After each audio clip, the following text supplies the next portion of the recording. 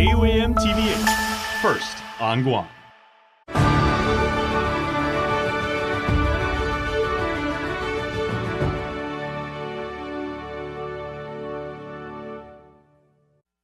KUAM News headlines are presented by Calvo's Insurance, protecting Micronesia for 85 years. Matson and the Adahi Itano program. Apply at matson.com. Cars Plus, Guam's automotive leader in sustainability and electric vehicles. Learn more at carsplusguam.com. McDonald's of Guam, I'm loving it. And King's Restaurant, serving your local breakfast, lunch, and dinner favorites for over 45 years.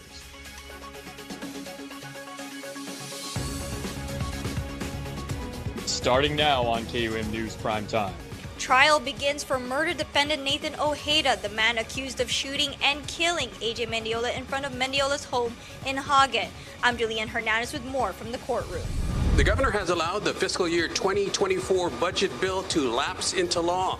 I'm Nestor LaConta. We'll have the Republican reaction coming right up. Saipan completes and begins yet another phase of road improvement projects on the northeastern coast. I'm Tomas Mangilao with the story and the celebration that follows. Good evening, Guam and Hafaday. Welcome to KUAM News Prime Time. If you're watching us live or watching our live stream on Facebook and YouTube, I'm Jason Salas. And I'm Destiny Cruz. Thank you so much for making us a part of your day. Well, starting off our news tonight, trial started today for a man accused of shooting and killing another in front of his home destiny down in Haguet. Attorneys already made their opening remarks. Julian Hernandez has more from the courtroom. Sitting alongside defense attorney Jocelyn Roden and Christian Spatansky, murder defendant Nathan Ojeda appeared stoic as he sat right before presiding judge Alberto Lamarena in the courtroom today on the first day of his trial. Ojeda is accused of allegedly shooting AJ Mendiola in front of Mendiola's home in the southern village. Ojeda has denied the allegations against him. Prosecuting attorney Basil O'Malley telling the jury that Ojeda clearly intended to shoot Mendiola. It's a small figure because it's about a block or a block and a half away from the camera. But you can see an individual in a white t-shirt who's identified as AJ Mendiola walk to the sidewalk and get into a discussion with the driver of the Jeep. Then suddenly you'll see something happens and he falls back.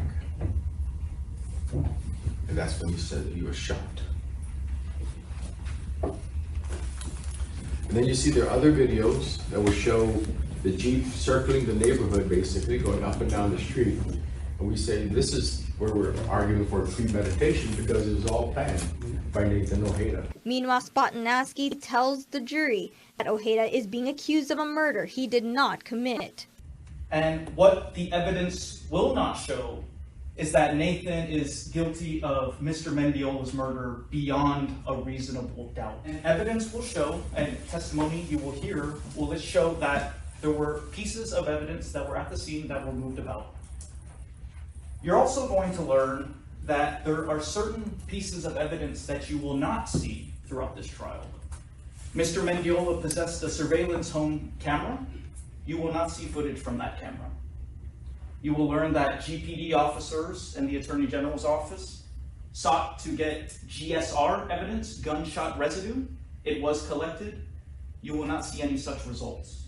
Keep that in mind. You will hear from the medical examiner, however, his testimony will not support the Attorney General's position. As we reported, the deadly shooting happened on January 4th in front of Mendiola's home in Haguet. Ojeda allegedly told Guam police officers that he was defending himself and was shot at first while driving by the residence. However, a witness allegedly told investigators he returned fire to defend Mendiola and himself from the gunfire coming from Ojeda's Jeep. Ojeda later self-surrendered to authorities after suffering from a gunshot to the leg. Trial continued throughout the day with one of the responding GPD officers taking the stand. Julian Hernandez, KUAM News.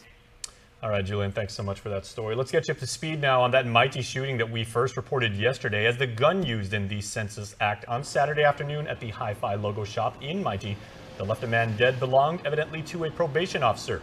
GPD says, by way of a press release, that the alleged suspect, 21-year-old Jason Gaan Soas, allegedly admitted to investigators that he stole the gun from an unsecured vehicle. Court documents do speculate that the same day a probation officer reported his firearm, a Sig Sauer, missing from his black pouch in his front passenger seat of his car. His car was parked at the probation office in Hagåtña. The probation officer told police he locked his vehicle. Judiciary of Guam Public Information Officer Jeanette Sampson tells KUAM that the firearm in question was not issued by the court. She adds the matter is currently under review. Also tonight, Byron Munya caught the eye of the governor's security detail while she was on her morning walk, and now the 32-year-old is facing charges of disorderly conduct and public drunkenness. A magistrate's complaint states that on Monday morning, Munya was allegedly drinking a bottle of beer and brandishing a knife down in Asin when executive security officers noted him. Munya allegedly began walking towards the governor, but then was stopped. He threw his knife on the ground.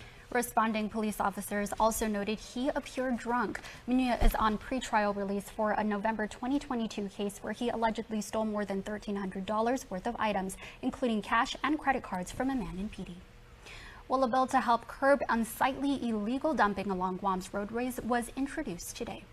The measure, introduced by Senator Sabina Perez, follows recent media coverage of scenes such as this overflowing trash at the Zero Down housing area. The Perez bill calls for mandatory garbage collection for all. The Guam Solid Waste Authority estimates about 18,000 residents are not subscribed to its trash pickup service, with some resorting to piggybacking off each other's collection bins, and many simply discarding garbage into the environment. Perez says universal garbage collection will increase GSWA's customers and help to lower rates. Currently, we estimate that half of the customer base is on collection service based on GWA's customers. And so if we double the amount of customers, it would help to generate more revenue for Guam Solid Waste, and it would help to curb, potentially illegal dumping, which has been one of actually the solutions that was brought up in an illegal dumping roundtable that I had in my first term, and so now we're moving forward with this measure. Now, for the benefit of those who are unable to afford the trash pickup service, a customer assistance program to subsidize the cost will be established. Senator Perez said, quoting, "Universal garbage collection is not only beneficial but essential to our island's ability to effectively manage waste and decrease our community's risk of experiencing hazards from improperly disposed waste." Well, the fiscal year 2024 GovGuam budget bill lapsed into law yesterday without the governor's signature. Her three major concerns with the measure were outlined in a transmittal letter to the speaker. That's right. And today we have reaction from the Republican minority, who, along with all of his GOP colleagues, voted against the bill. Our next report is with Nestor Lecanto. In her letter to Speaker Therese Terlahi, Governor Leon Guerrero pointed out three major concerns that prompted her to allow the budget to lapse into law without signing it. For one, taking money from the Rainy Day Fund to cover regular operational expenses. Minority Leader Frank Blas Jr. says he and his colleagues share those concerns. We need to be able to have a Rainy Day Fund to be able to save us in case of extreme emergencies where we run out of cash. And you know, Lester, the way we're going, that cliff, we're coming to that to that cliff line real quick. Also bothering the governor, over appropriations from projected FY22 excess revenues. The Republicans and ADLUB see eye to eye on that too. In some cases, I had to agree with the governor that there was the spending pattern with regards to the appropriations of monies that really doesn't exist right now. Let's find out if that money is there, and then the next thing is basically we've got some priorities. We've got some bills that need to be paid, some major bills that we believe are important to be able to address, such as the over $30 million in payments still owed by the Guam Memorial Hospital. But the third criticism by the governor, Blas disagrees with. It was his amendment to the Budget Act that called for paying off all unpaid merit bonuses from previous years. The governor said in her memo that it lacked a specific funding source and that currently agencies should not be expected to pay for the failed policies of past administrations. They actually said that they were going to pay for merit bonuses back to 2017. Last time I checked, Eddie Cabo was the governor in 2017, not Luli Yongrel.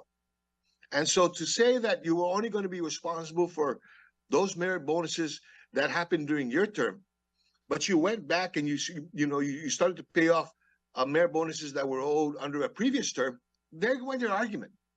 And so maybe your argument more so is you don't want to pay merit bonuses for individuals, for employees and retirees that earned it. But despite all the expressed concerns, the Budget Act will take effect as passed when the new fiscal year begins on October 1st. Nestor Lecanto, KUAM News.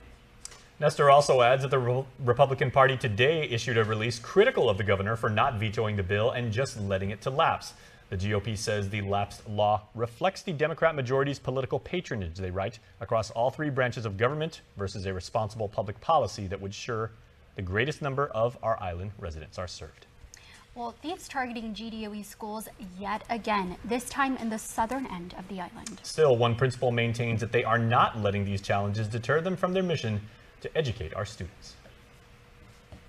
Adding a distressing layer to an already tumultuous situation for the Guam Department of Education. Two of its southern elementary schools struck by break-ins over the weekend. MU Lujan and Maritzo Elementary Schools, among the most recent GDOE campuses, breached freshly into the new academic year. Vandals seemingly taking advantage of down fencing across school grounds post-Typhoon Mawar. It's a similar tactic thought to be used by thieves breaking into Finnegodson Elementary less than a month ago, and now at MU Lujan. Natasha Dela Cruz, principal at MU Elementary School. On Sunday morning, one of our staff who was doing their check noticed that things are kind of out of place and that there was a quad that was entered.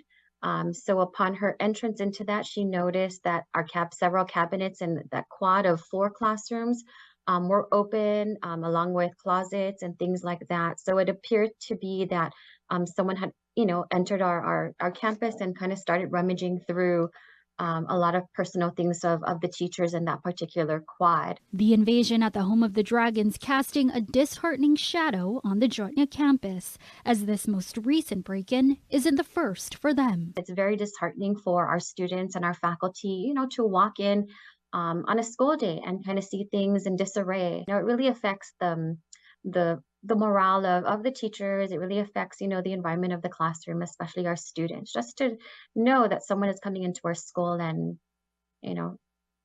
helping themselves to things. And even in the face of adversity, the educators at MU using these challenges as an opportunity to do what they do best, to educate. We provide opportunities for our kids, right, to learn and grow. We want them to be successful. And every time a situation like this happens, we try to tie it into, okay, what do you want to be when you grow up?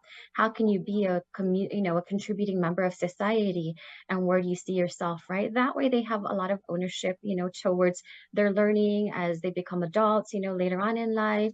And, that's our hope for our students. With the incident already reported to Guam police, Dela Cruz urging perpetrators to think about how their actions ultimately harm the students.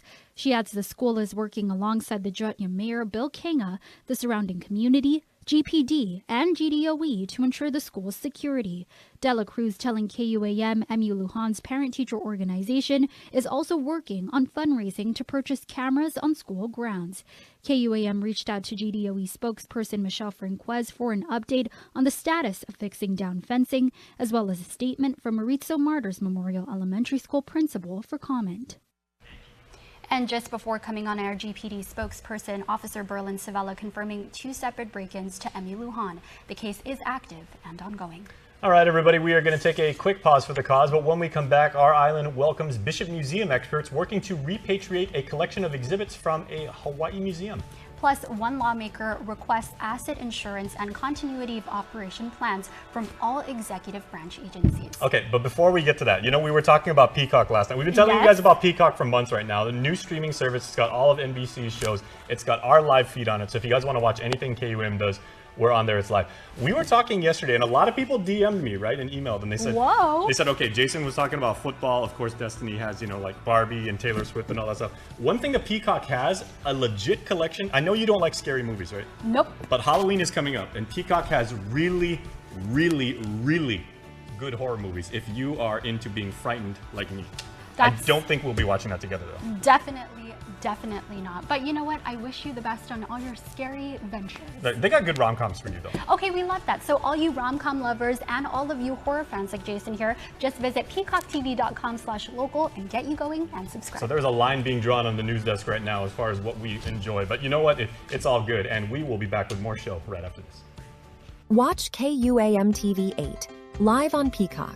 Check out our live channel NBC shows, live sports original programming, movies, plus so much more.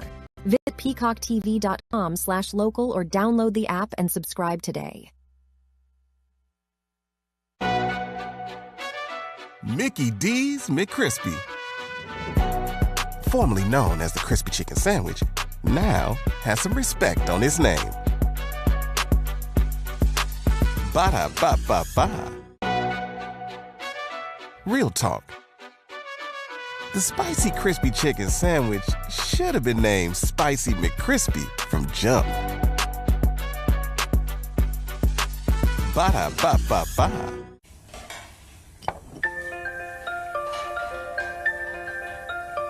Honey, do you want some milk? Do you ever wonder how your favorite products make their way into your local stores? Most arrive on state-of-the-art Matson vessels that transport containers of food, household items, equipment, and supplies into the islands every week. Because we know that you depend on us, we work closely with our partners to ensure that our shipments arrive on time, all the time, so you can find your favorite products when you need them. We transport the region's most precious cargo that supports successful businesses and promotes a better quality of life for our families. Matson is proud to have been the hometown shipping carrier for Guam, the CNMI, and Micronesia for the past 25 years, and you can count on us to be here for generations to come. Guam's auto appearance specialist, Elegant Reflections, has been providing the automotive industry with professional detailing and car care products at its highest quality, from complete detailing, full interior detailing, exterior detailing, headlamp restoration, hand washing, seat and carpet shampoo, engine degreasing, undercarriage cleaning, paint sealant, fabric protection, paint oxidation removal, and so much more. Visit us at our new location. Call 646-5555 for an appointment. Elegant Reflections, Guam's auto appearance specialist, over 20 years of experience.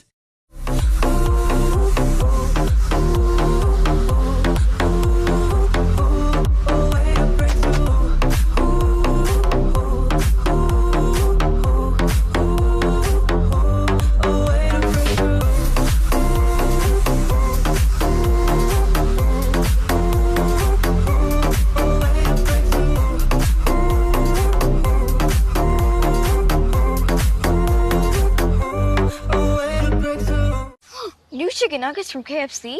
Everybody's gonna want these.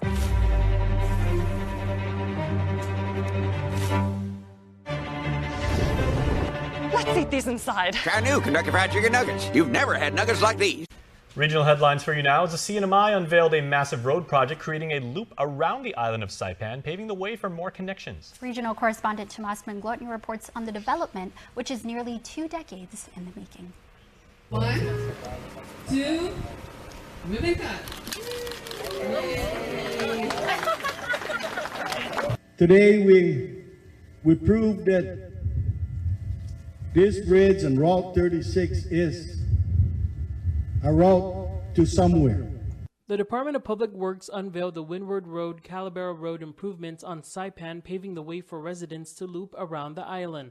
A report from last March shows how far the project has come to connect Saipan roads. Then Governor Ralph Torres, whom Palacios invited to the ceremony but did not attend, toured the area with the media when it was just 35% complete at the time.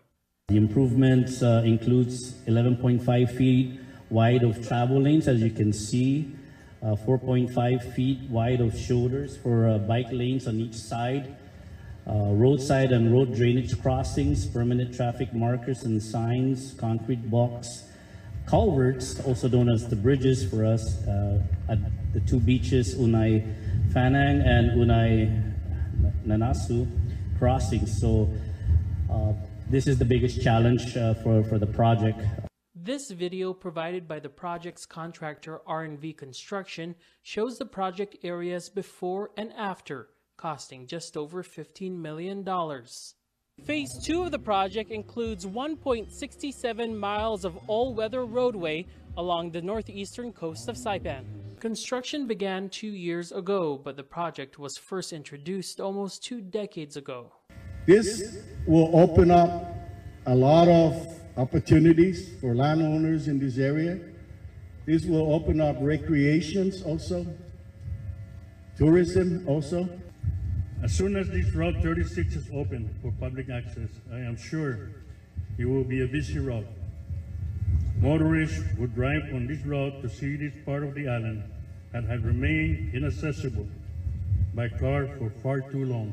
Federal Highway Administration Hawaii Division Territorial Representative also expressed support for the project.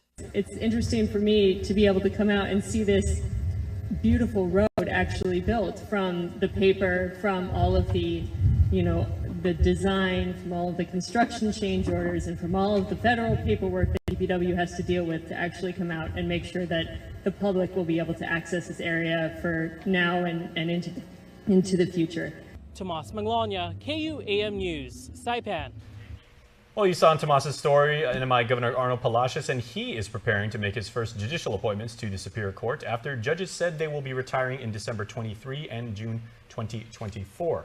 Palacios said he is looking at a range of candidates, but named 4 specific attorneys on Saipan in response to KUAM's question.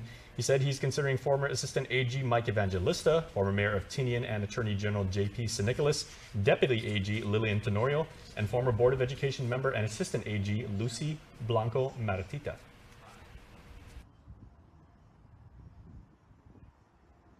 At the end of the day, when the Lieutenant Governor and I sit down and take a look at all this and come up with it, something that, I take this seriously because these judges are going to be on the bench making a judicial decision for our community.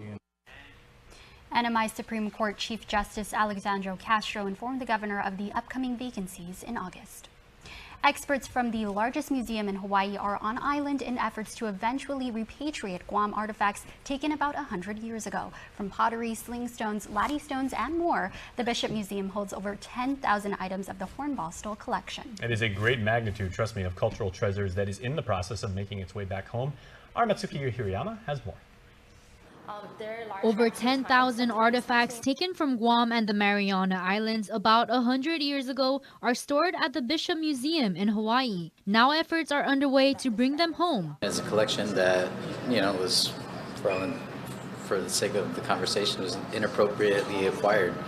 And so, it's fantastic that there's a commitment from the Bishop Museum to repatriate the items. Department of Chamorro Affairs President Melva Wonpat Borja, among other cultural agency leaders, listening to a presentation by Bishop Museum experts at the Guam Museum in Hagåtña Tuesday. Hawaii and Pacific Cultural Resources curator Sarah Kuaiwa is leading the provenance research to eventually repatriate Guam artifacts collected by Hans Hornbostel in the 1920s. I think our institutional record is limited, and so we really want to prioritize Chamorro voice in our process to understand, place names, to understand stories around these pieces, and also understand how Hans Hornbostel's collecting practices, affected this area during his time period. Kuaiwa says the museum hired Hornbostel, who was a serviceman on Guam at the time. He was also an amateur collector. From 1922 to 1927, about 10,500 artifacts from Guam and the Marianas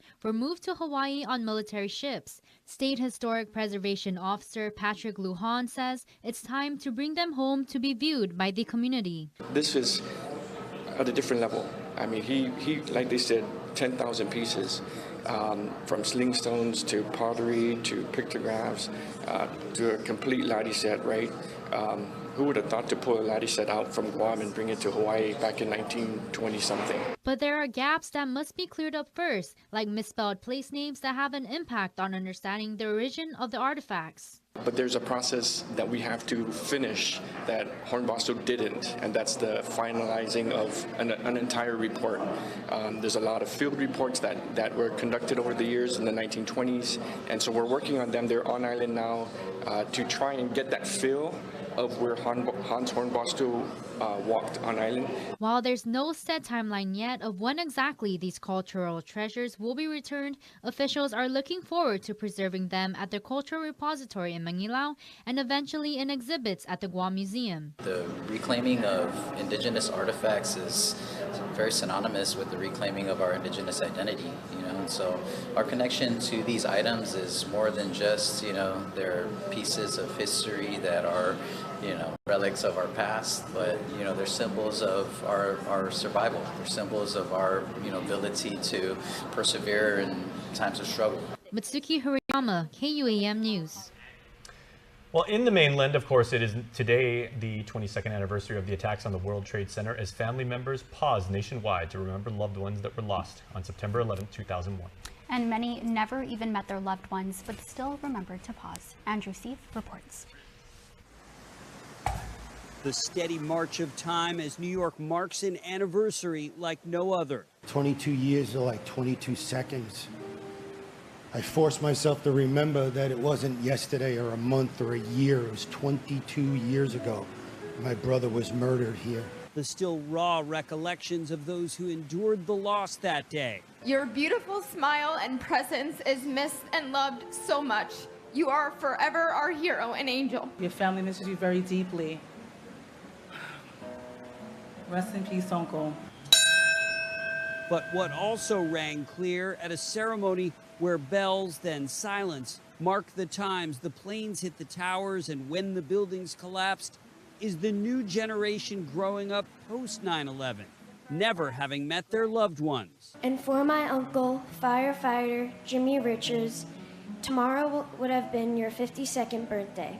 And even though I never got to meet you, I will never forget you. Uncle Noel, I'm so proud to be named after you. And my grandmother, Louise A. Lynch, which I wish was here, but she may rest in our hearts. All of this unfolding in front of mayors and governors, the vice president, and other dignitaries. And they say that time heals all wounds. Well, I beg to differ. The day began with an eerie fog over lower Manhattan, but bright sunshine emerged later. We are forever grateful for all the amazing memories we have. Adding to the surreal feeling for loved ones like Sarah Pasquarel. The pain is just as if it just happened, so it's beyond horrific. This was actually my first time even coming down to see the museum, so I, absolute wreck. Just south of the site, Udayan Gupta built a community garden. You need to create more green space. You need to get more people involved. And many neighbors thinking of the people they lost, like Amanda Sinclair's childhood friend. I still see the person that I grew up with and still in disbelief every single year. And meanwhile, the 9/11 anniversary sparked Minority Leader Frank Bloss Jr. to request asset insurance and continuity of operations plans from all executive branch agencies. He says there are two lessons learned from the worst terrorist attacks in American history. A catastrophe can happen at any time, and the need for contingency planning. In remembrance, in the anniversary of 9/11, one of the things that I wanted to do is see how our government agencies are ready to be able to deal with emergency operations. Where are we going to go, or where's this agency going to operate out of if the primary facility is deemed you can't occupy it? Okay, who's in charge in case something happens to the head of the agency? And if things were damaged, how do we intend to replace them? These are some very basic things that we need to be able to address. Senator Bloss, a longtime public servant, has sent Freedom of Information Act requests to all agencies seeking their input. Now, everybody, let's take a look at your world at home, and you must know where this image is from. It can only be one place. Of course, that is down in PE Des near USO. Beautiful. And this view plus much more music streaming now on Isla Digital Radio.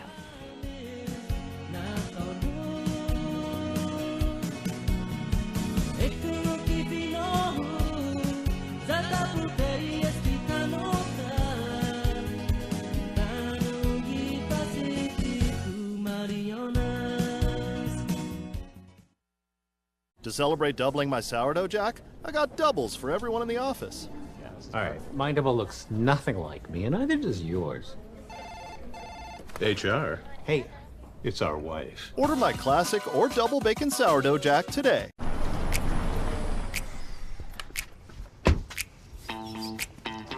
There it is. My dad went EV. It's electric. Don't be shocked. guy who's eternally locked out of his email is going EV. Ooh, nice car. Actually, it's an Ev. Rhymes with Kev. Look, EVIP parking. I get it. You think they don't charge fast enough or go far enough. Up to 80% charge in 18 minutes. Range? Heck, we could go to Mexico. Are you Kevin Bacon? But EVs aren't going to stop being a thing. Look at the Ioniq 6. Maca mushroom frap for Kevin. So just make the leap already. Okay, watch this. Blue or red? Blue light, red light. I can also make it play nature sounds if you want. Let's just drive. Introducing all-electric Hyundai Ioniq 6 with up to 360-mile range. When it comes to EVs, we're thinking of every mile.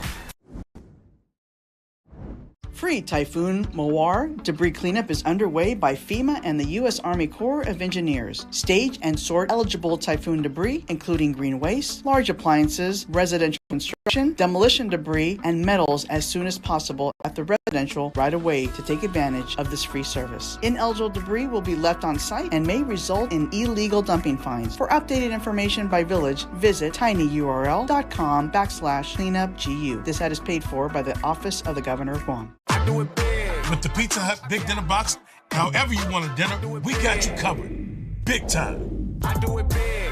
The Big Dinner Box. 2 pizzas, breadsticks, and wings or pasta. Oh, hello.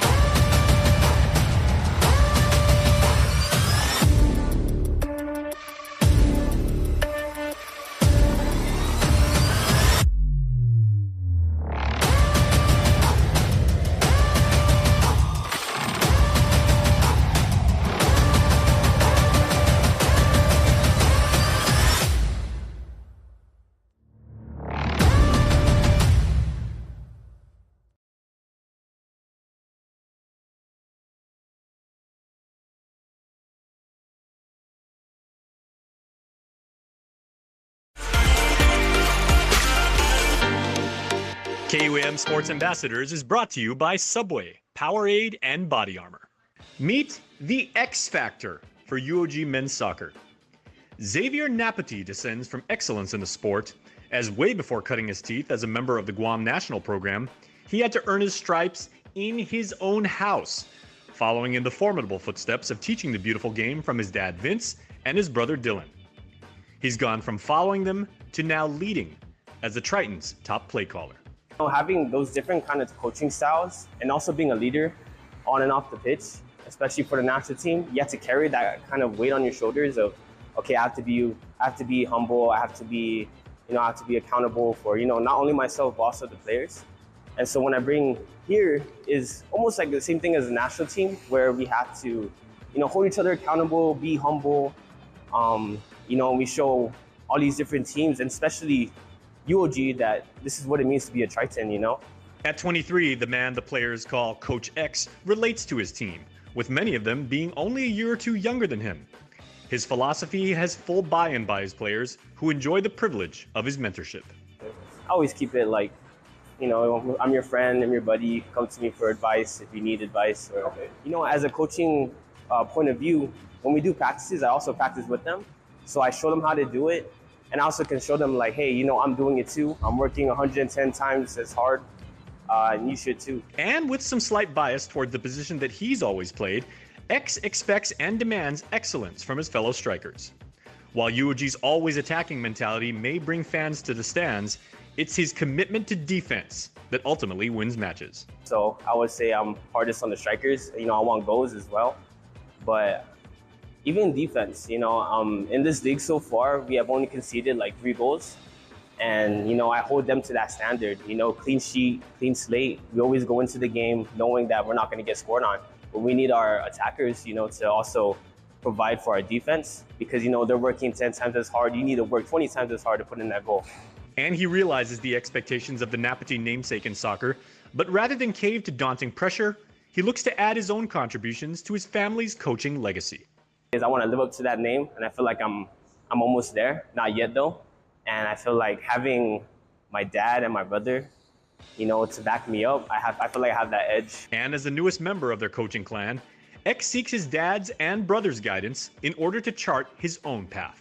And so I guess the biggest advice from both of them is to always be patient, always be humble in a sense, and when it comes to halftime or after the game, then you speak your piece, and you always got to support your players. There's one way to get mad at them, but there's another way to be, constructive and have that constructive criticism. Still, they do share the same blood. And in coaching, that tradition and outcome shows.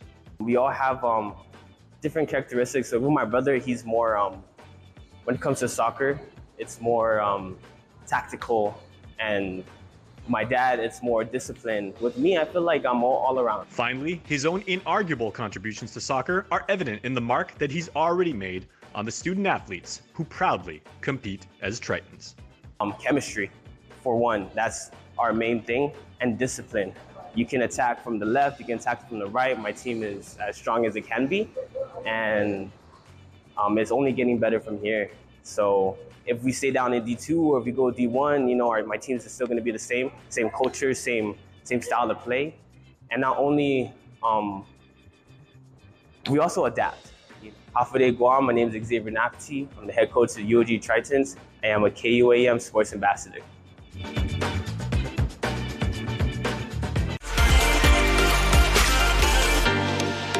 KUAM Sports Ambassadors is brought to you by Subway, Powerade, and Body Armor. House to Home, presented by Remax Diamond Realty. All right, everybody. Liz, Gina, and Jason coming to you. Gina with a absolutely lovely red cardigan. I've got a polo shirt, and Liz has a denim jacket. I like that. Point being, there are a variety of ways to feel good, to look good, and that is kind of the topic right now, because I'm curious, ladies, because we were talking about last week about getting involved in investment properties for the first time. We talked about it merely and probably exclusively within the scope of cash, but are there other ways to finance a investment property if you want to get into that? Well, I'll start, because remember I had mentioned last week that in my particular situation, my family, we got started by convincing an owner to offer us owner financing.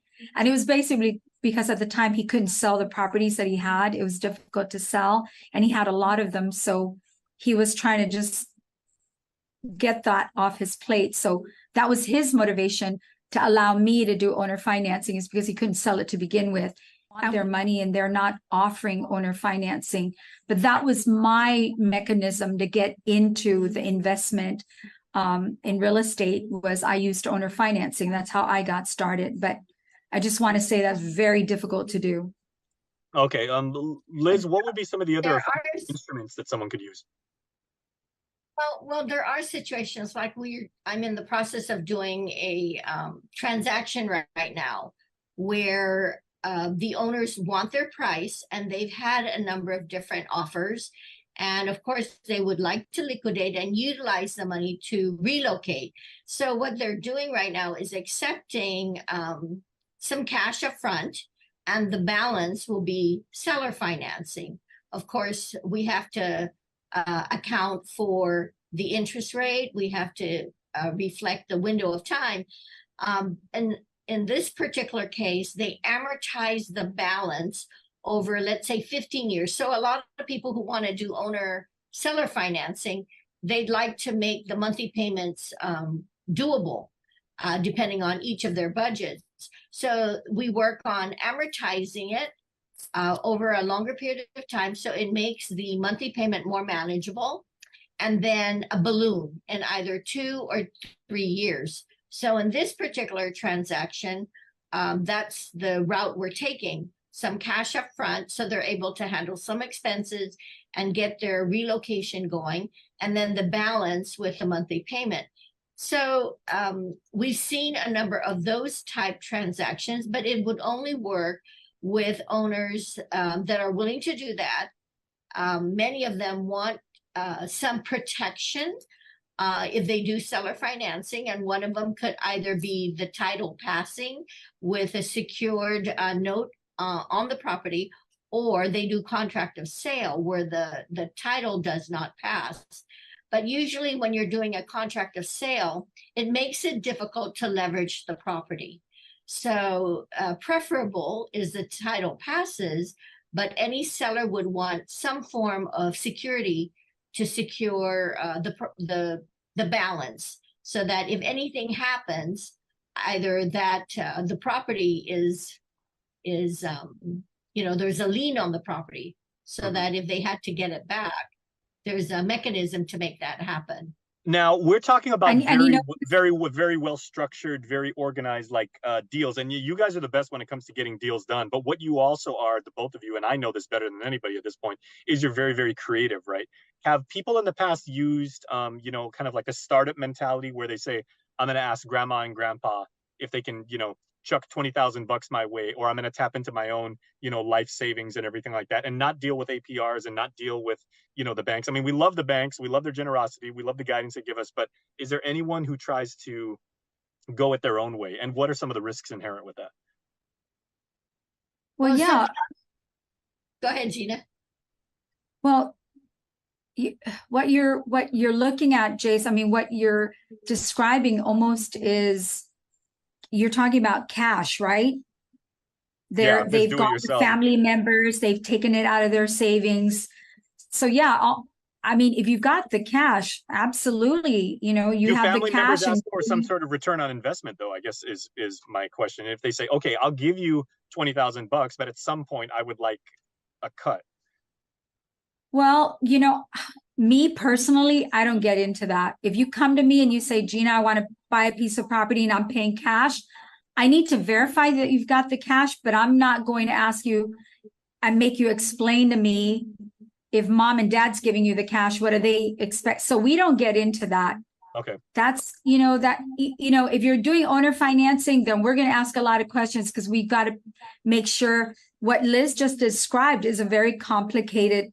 I mean, this is complicated. Of course, we're dealing with money. We're dealing with real estate. It should be complicated. It shouldn't be easy. There needs to be documents on the table. Everything needs to be done properly. But if you don't have cash, and it's really hard. I mean, Liz kind of mentioned in her transaction, I don't know how long the property was on the market, but I imagine they agreed to owner financing because they haven't been able to move it, just like in my situation.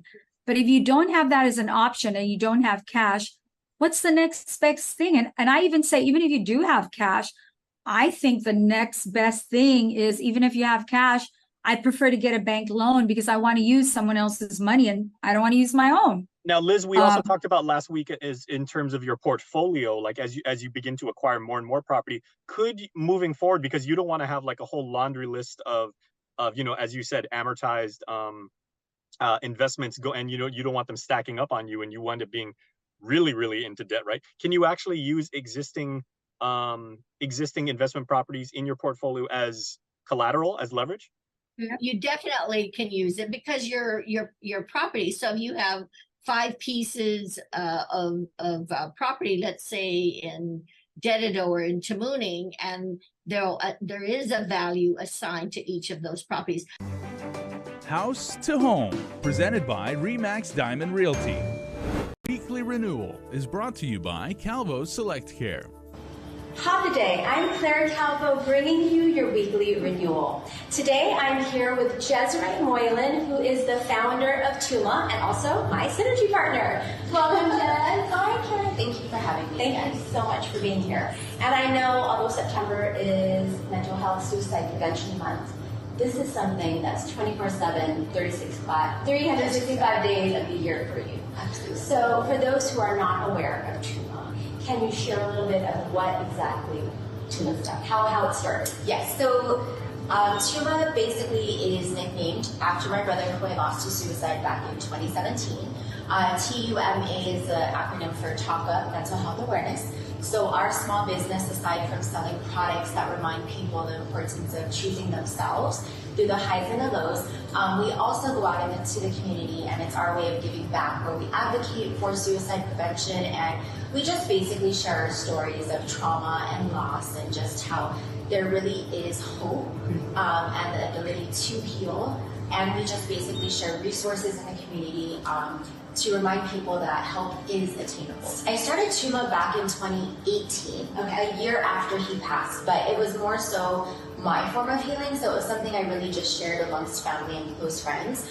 I brought TUMA to light to the public 2 years ago. So 2 years ago, 2021. Yes. And from what I read recently, 2021 was one of the years that KUAM peaked. Yes. I think it was not 16 or 26, but like globally, suicide right. rate is peak. Well, we were in the middle of the pandemic, and yes. And so it surprises me that even after that, even after going through those years of the pandemic, there's still a stigma about getting help, about mental health. How do you get through to people to let them know that it's nothing to be ashamed of? Absolutely. And I think for the most part, it starts with you, right? So like, I like to always remind people, a stigma-free me becomes a stigma-free we.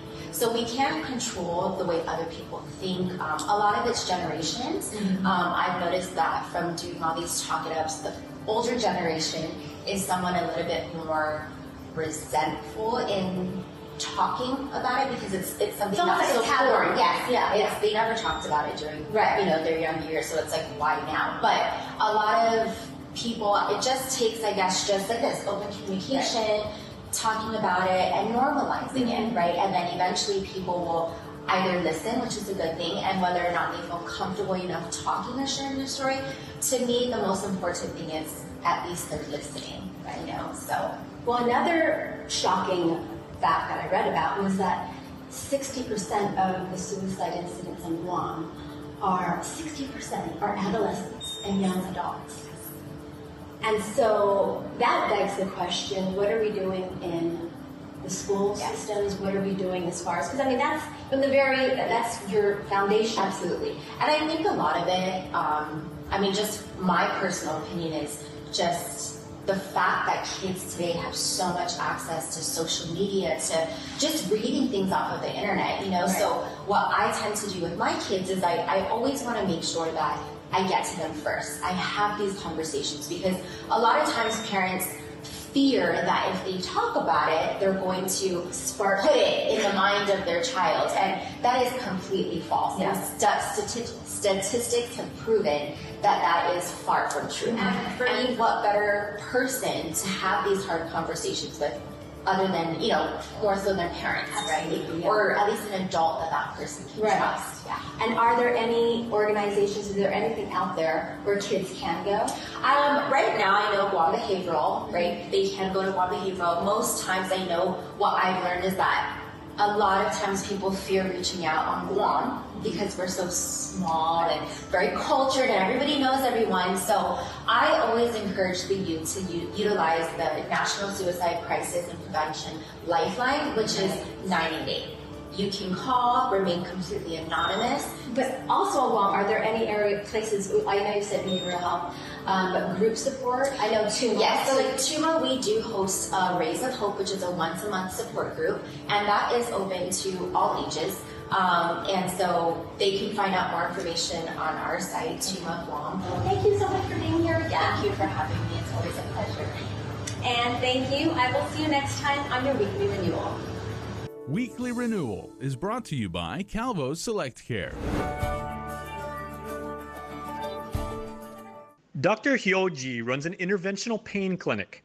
Now, this physician raised on Guam has dedicated his life and professional practice to studying the nature of discomfort, how to recognize pain, what causes it, how severe it may be, how to treat it, and also the nature of pain and when it actually goes a little deeper. There's so many different aspects of what people perceive to be pain. There is the actual pain itself, but it does bring about a lot of other aspects. There's a physiological, anatomical reason for it, a physiological, and there's an emotional component to it.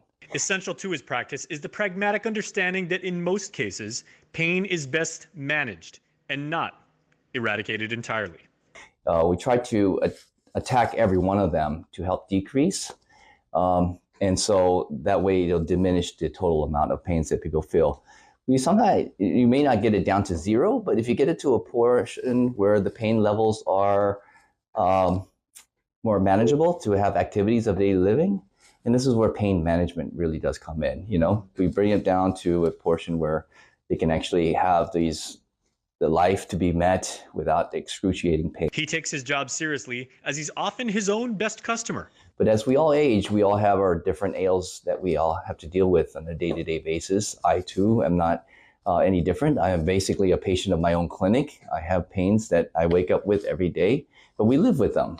And so, but when pains become a little bit excruciating, out of control, and this is where I come in, try to identify where the pains really come from, help them with that anatomical issue. If they have a bursitis, if they have something to the knee going on, identify what's going on and try to alleviate it.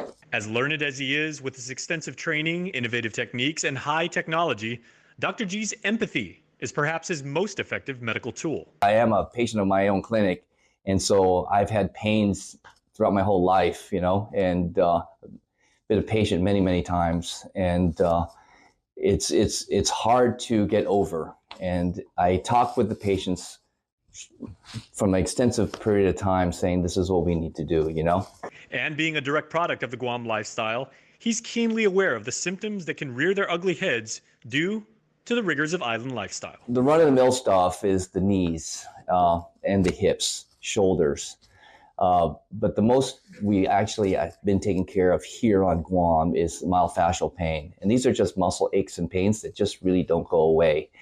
There could be some components based on that from spinal pathology, but there's also other pains that just happen because of some stretched muscle that just never got better or whatnot. They pull the muscle, He also says that acknowledging the body's signals is very important, and the earlier, the better.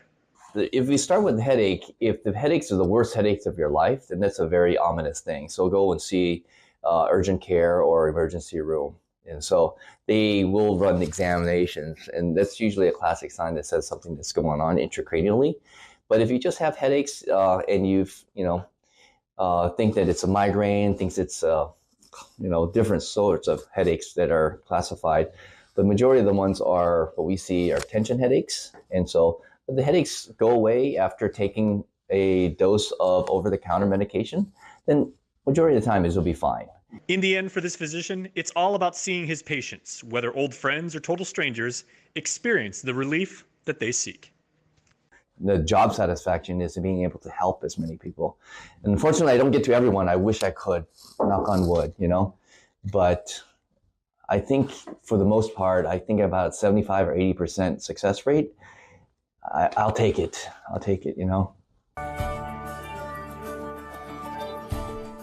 Don't need a work break, keep the smile on your face. The moments you can't replace, and I'll be around. Whoa. You can count on me. You can count on me for life. Wherever life takes you, we're always here for you.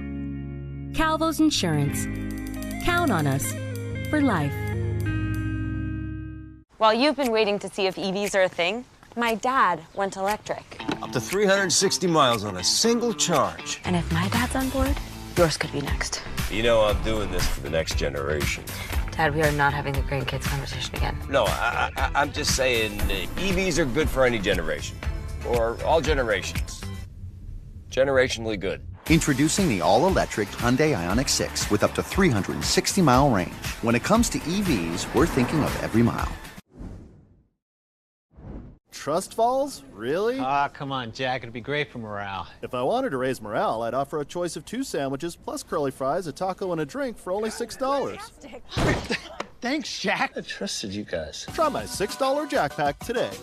Free Typhoon Mawar debris cleanup is underway by FEMA and the U.S. Army Corps of Engineers. Stage and sort eligible typhoon debris, including green waste, large appliances, residential construction, demolition debris, and metals as soon as possible. available at the residential right-of-way to take advantage of this free service. Ineligible debris will be left on site and may result in illegal dumping fines. For updated information by village, visit tinyurl.com/cleanupgu. This ad is paid for by the Office of the Governor of Guam.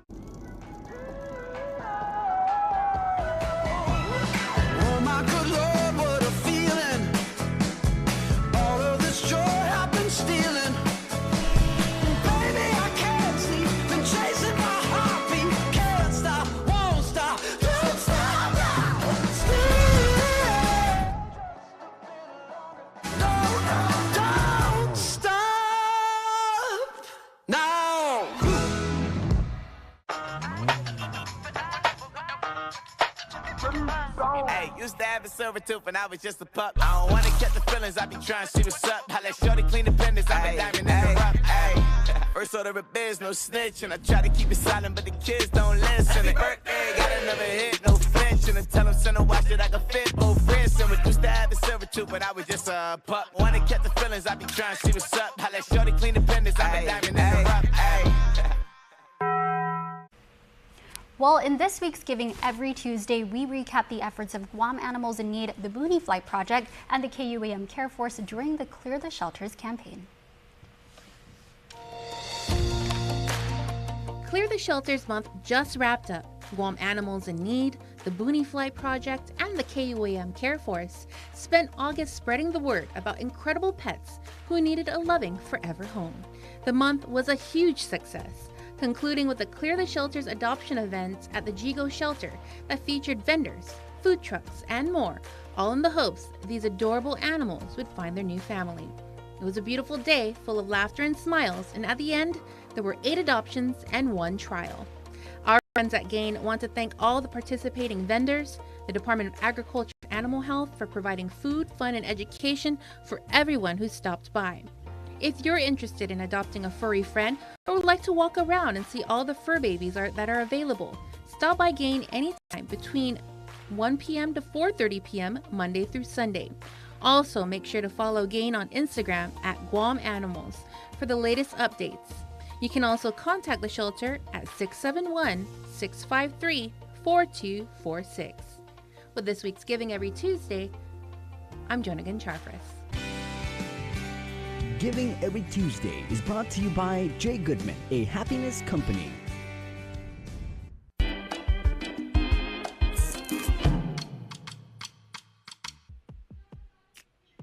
September, everybody, is Suicide Prevention Month, and that is what we're getting started with here on tonight's episode of News Bites. And the Guam Behavioral Health and Wellness Center is holding a Focus on Life Town Hall on the 14th. That's Thursday at 10 a.m. at the Royal Riga Royal Resort Media Room. You can learn about local suicide prevention efforts and current data. The 19th annual LifeWorks Guam Out of the Darkness Our Community Walks Candlelight Memorial ceremony is going to be held on Saturday the 23rd at St. Anthony's from 6 in the morning until 8:30 in the morning. There is a registration fee, but donations are welcome. You can register at Goodies Sporting Goods. Shout out to our friends at Goodies. I'm there all the time. Those are good people. And if you're in Saipan, the CNMI Public School System has an event that you need to know about. It is the System Fall 2023 semester, holding a co-op job fair on the 20th at the Crown Plaza Saipan. It happens from 1 to 3 in the afternoon, and doors open at 12:30 in the afternoon. All right, and we wrap up your show with your birthday shoutouts.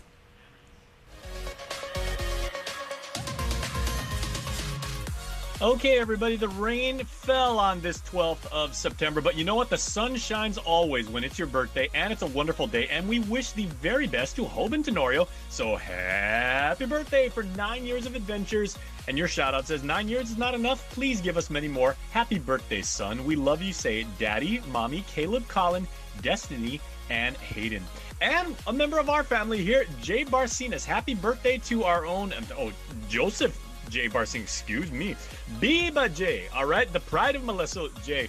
A wonderful, wonderful guy. We love having him as a part of our KUM family. We wouldn't be who we were without him. So, Jay, we hope you had a good day, bro. All right, we got some other birthdays to get to. Happy birthday to two young ladies in the Villa Gomez clan, I returned 17 today, and Kayla Emma turns 11. We wish the both of you a great birthday, and we love you very, very much. Wonderful, wonderful shout out, everybody.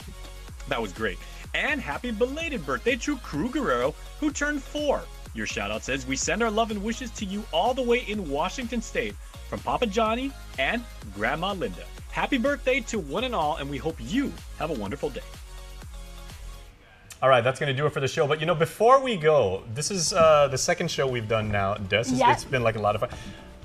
We're still developing like chemistry, as they say, like in the biz and everything. So I'm curious, you know, something interesting about you. When you eat steak, because of course as Guamanians, we love to eat steak, right? Are you a cut as you go girl? Or do you cut the whole thing up first and then eat like piece by piece? I think I'm a cut the whole thing up. You do the whole thing first? Yeah, the whole thing. So how about you? Cut as I go. Another thing we don't agree on. I'm telling you, this is probably not going to work past day 4. I don't think so, man. You don't even like ubi ice cream? I'm not an ube person, yeah. And you don't like strawberries? I don't. Oh my gosh. And you like horror movies? And you don't? I don't. Oh God, pray for us. Yeah, well, we'll see you tomorrow. And definitely. Yeah, we will definitely be back, and we'll see you tomorrow. Thanks so much for watching, everybody. Please take care.